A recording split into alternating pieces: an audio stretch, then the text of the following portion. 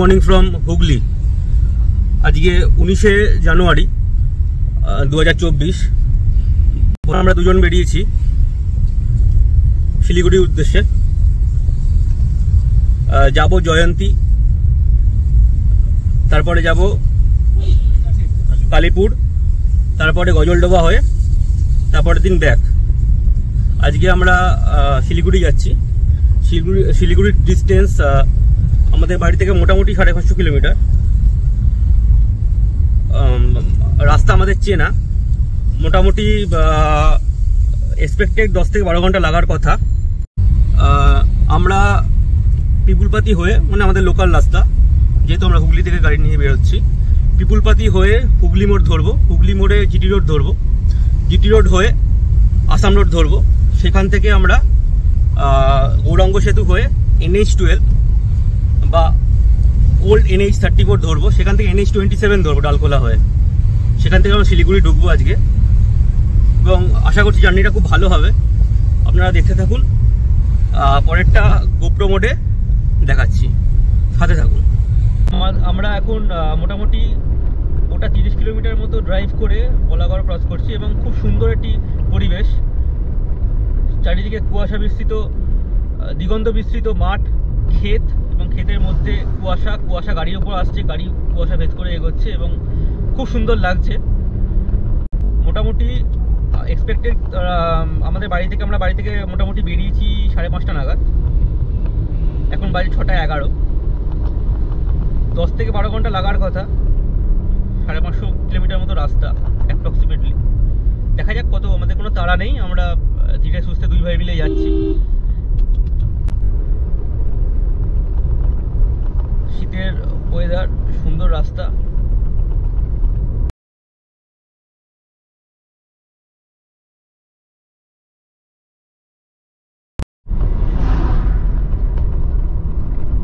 এবার এই রাস্তাটার সৌন্দর্য বোঝা যাচ্ছে। এতক্ষণ অন্ধকারে আসছিলাম। কালনা রেলগেট আমরা ক্রস করছি। একটু পরে বাঁ দিকে একটা রাস্তা ঢুকে যাবে, ডান দিকে একটা রাস্তা ঢুকে যাবে। এখান থেকে গেলে কালনার 108 শিব মন্দির খুবই জনপ্রিয়, এবং অনেকে আসেন এখন। এখান দিয়ে আপনারা পাবেন, এই রাস্তা যদি আসেন আপনারা ভিজিট করতে পারেন। এই ডান দিক দিয়ে রাস্তায় ঢুকে যাচ্ছে। উল্টো দিকে কালনার রাজবাড়ি, সেটাও খুব সুন্দর, অনেকগুলি মন্দির আছে, খুব সুন্দর জায়গা। উইকেন্ডে আপনারা আসতে পারেন শীতকালে। আর আসতে গেলে এই রাস্তা দিয়ে আসতে হবে, এছাড়া অন্য কোনো উপায় নেই। ধাত্রিগ্রাম বাজারে সকালবেলা একটু ভিড় থাকে। আমি আগের বছর, মানে তার আগের বছর যে ভিডিওটা করেছিলাম সেখানেও বলেছিলাম, মানে এতটা রাস্তার মধ্যে এই জায়গাটা একটুখানি কনজেস্টেড তো হবেই। বাজার এরিয়া, তারপরে আবার ভালো রাস্তা।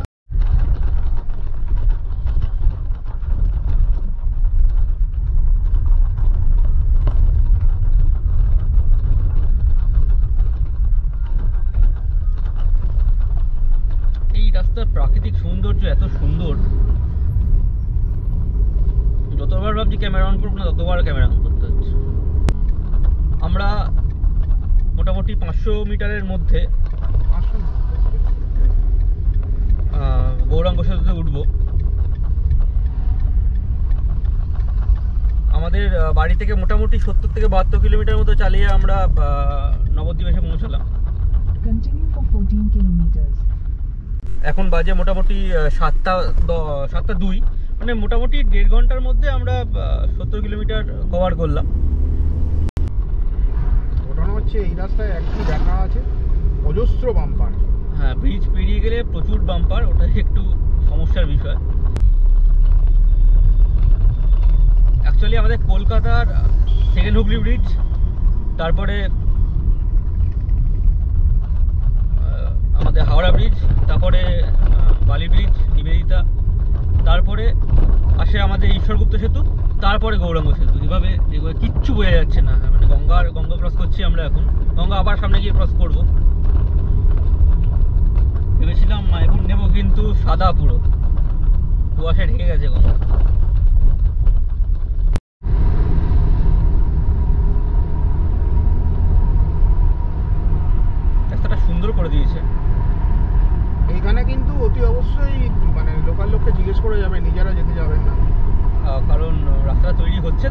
তবে বাঁদিক চেপে গেলে অসুবিধা হয় না। এই যে এই রাস্তাটাই আগের বার কাজ হচ্ছিল, এখন এই রাস্তাটাই তৈরি করছে। ডান দিকে রাস্তার কাজ চলছে, অনেকটাই কাজ হয়ে গেছে। সাইডের স্টেশনটা দেখা যাচ্ছে।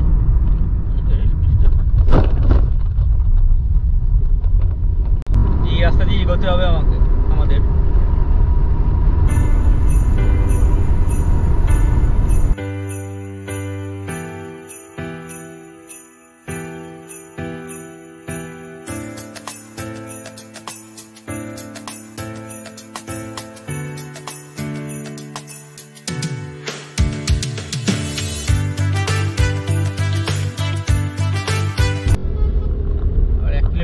আমরা বহরমপুর বাইপাস ধরবো। এটা আমাদের কাছে নতুন রাস্তা, দেখা যাক রাস্তার কন্ডিশন কিরকম।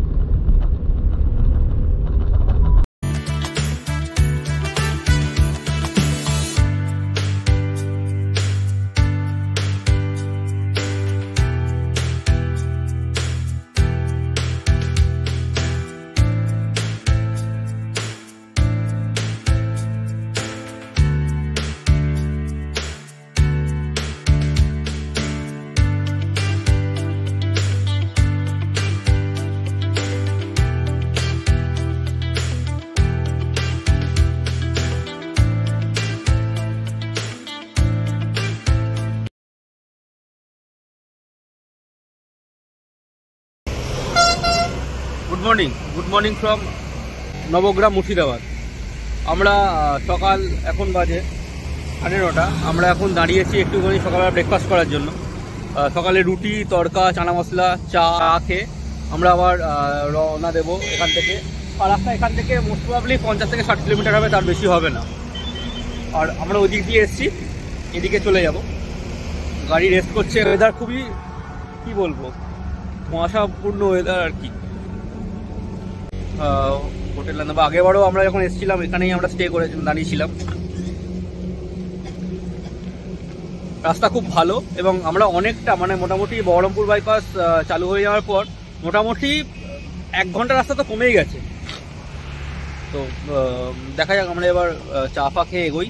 আশা করছি তাড়াতাড়ি পৌঁছে যাব। একটা ইনফরমেশন দিয়ে রাখা ভালো, NH12 কিন্তু সেকেন্ড টোল বহরমপুর ফারাক্কা টোলের পর থেকে কিন্তু পরপর ভালোই ডাইভারশন আছে। দুটো পরপর ডাইভারশন পেলাম, তবে একটা সেফ যে মাঝখানে ডিভাইড করা আছে।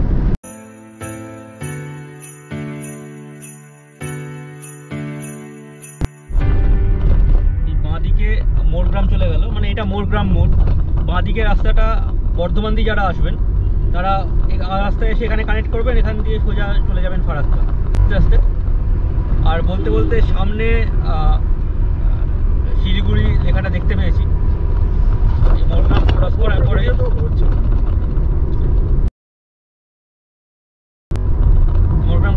পরে এই লেখাটা দেখা যায় শিলিগুড়ি, এবং দেখতে তো ভালোই লাগে এতটা। আর দুদিকে দিগন্ত বিস্তৃত হলুদ ক্ষেত, মানে অসাধারণ লাগছে, অসাধারণ। এগোচ্ছি ফারাক্কার দিকে।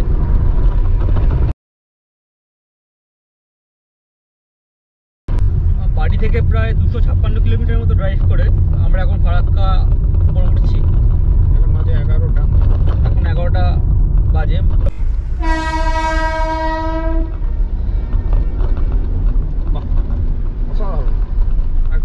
এটাই চাইছিলাম, এটাই পেলাম। দুটো বগি নিয়ে গেলেও ঠিক আছে, অসুবিধা নেই।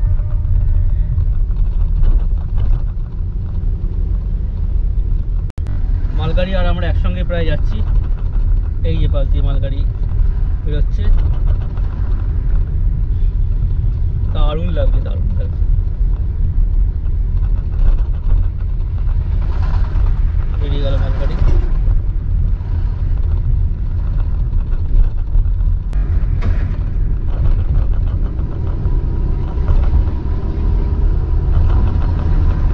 মালগাড়ি আর আমরা একসঙ্গে এগোচ্ছি।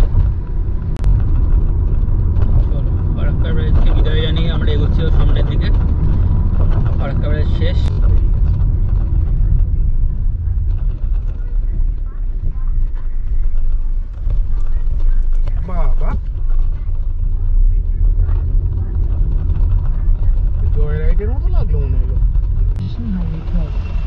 ফারাক্কা পেরিয়ে আমরা এখন কালিয়াচকের জ্যামে আটকে আছি। তবে আগের তথ্য অনুযায়ী আগে যেই মারাত্মক জ্যাম হতো এখন সেরকম জ্যাম না হলেও জ্যামটা খারাপ হয় না। এটা কিন্তু সিগন্যাল ছিল প্লাস এখানে কনজাস্টেড এরিয়া, কারণ দুদিকে ভর্তি টোটো, অটো, দোকান। তো কালিয়াচক দিয়ে আমরা এগোচ্ছি, জ্যাম ছেড়েও যাবে, তবে একটু আস্তে আস্তে যেতে হবে। এই যা ওই সাংঘাতিক জ্যামটা ব্যাপারটা কেটে গেছে এখন অনেক। এরপর সবই বাইপাস, রায়গঞ্জ, মালদা, ডালখোলা সব বাইপাসের উপর দিয়ে এবার যাবো। হ্যাঁ রায়গঞ্জটা বাইপাস এখনো চালু হয়নি।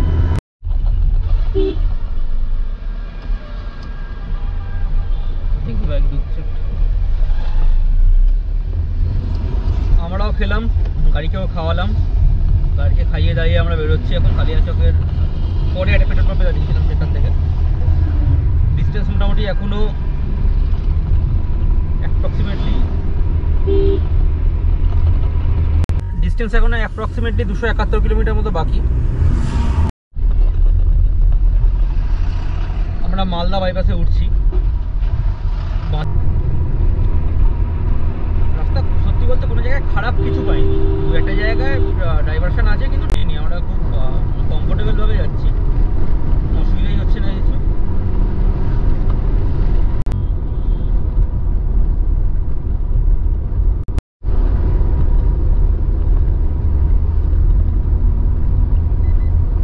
একদম ডুয়ার্স ফিলিং আসছে, ওটা আদৌ ডুয়ার্স না, রায়গঞ্জ নয়। এখন বেলা প্রায় 1:30 বাজে, দেখে তো বোঝার উপায় নেই। বিরক্তিকর ওয়েদার।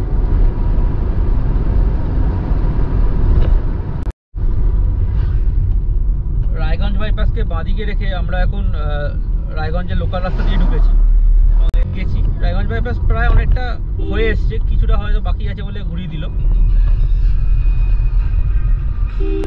মোটামুটি 8 ঘন্টা জ্যামে আছি আমরা রায়গঞ্জে।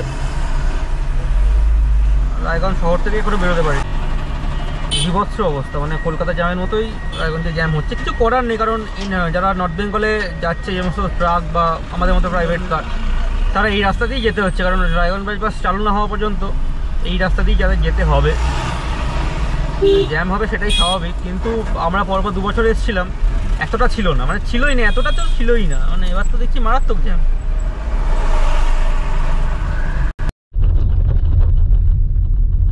আমরা শেষমেশ রায়গঞ্জের জ্যামের থেকে মুক্তি পেয়ে আবার হাইওয়ের দিকে এগোচ্ছি। সাংঘাতিক জ্যাম ছিল, একটুখানি মানে স্বাধীন লাগছে।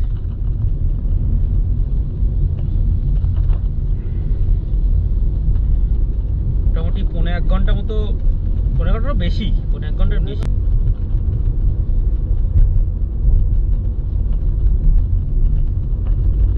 ওখান দিকেও আসবে না, বাইকগুলো তো চলে আসছে না।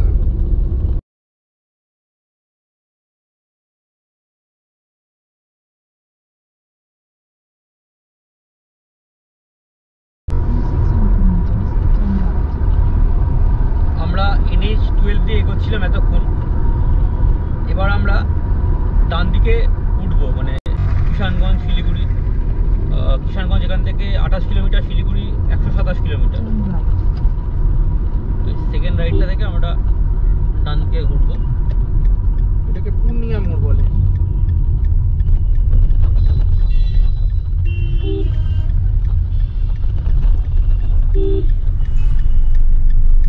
ভাঙাচোর আগের বারও ছিল।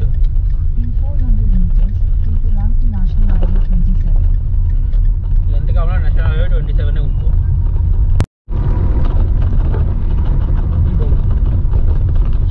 এটা কি?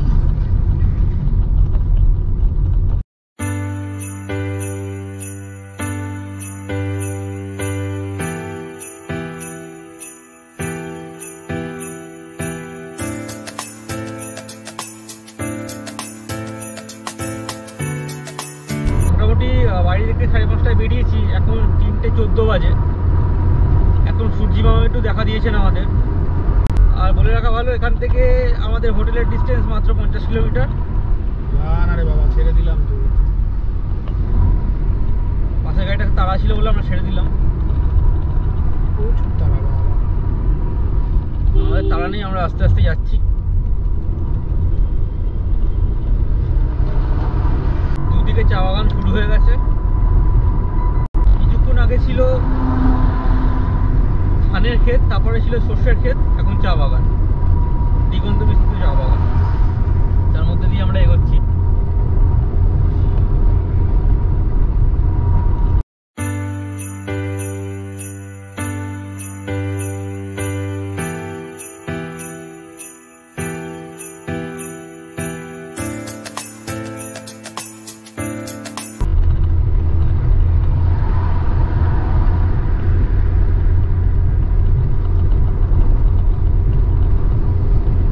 মাত্র 23 কিলোমিটার বাকি আমাদের হোটেল অ্যাপোলো। 44 মিনিট পর্যন্ত দেখাচ্ছে। এখন বাজে 3:41। 4:30টার মধ্যে যদি সব ঠিকঠাক থাকে পৌঁছে যেতে পারবো। দেখা যাক, এগোই আস্তে আস্তে।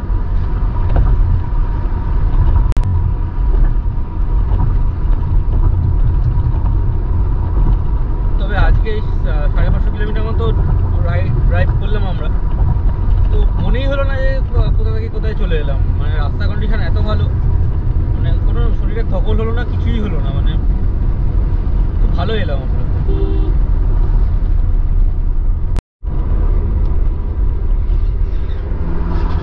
আমরা মহানন্দা ব্যারেজের উপর উঠছি।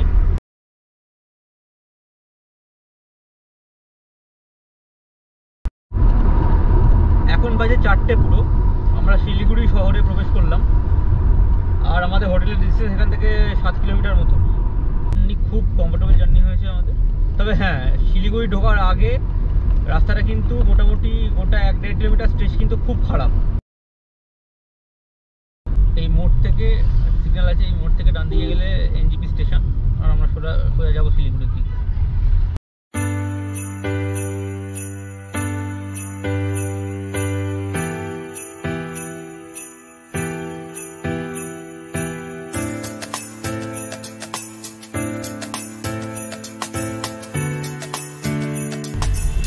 চলেই এসেছি। আগের বছর আমাদের মানে গুগল মোটামুটি একটা সরু গলিতে ঢুকিয়ে দিয়েছিল হোটেল লেভেলের জন্য।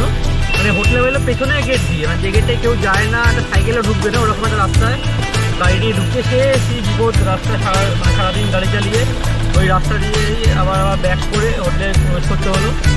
সে প্রচণ্ড দেরি হয়ে গেছিলো আমাদের ওর জন্য, 1 থেকে 1.5 ঘন্টা দেরি হয়ে গেছিলো। এবার তাই লাস্টে গুগলের কথা আমরা শুনলাম না।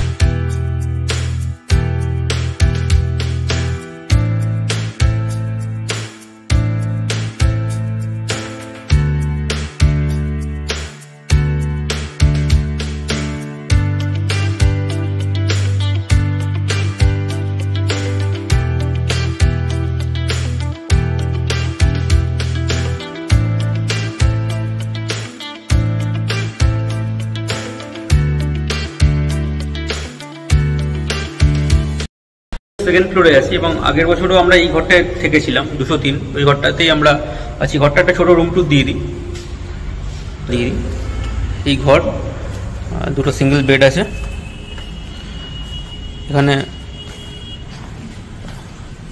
এখানে আয়না, নর্মাল ওয়ার্ড্রপ সব আছে, পরিষ্কার। এখানে কাউচ আছে, টিভি।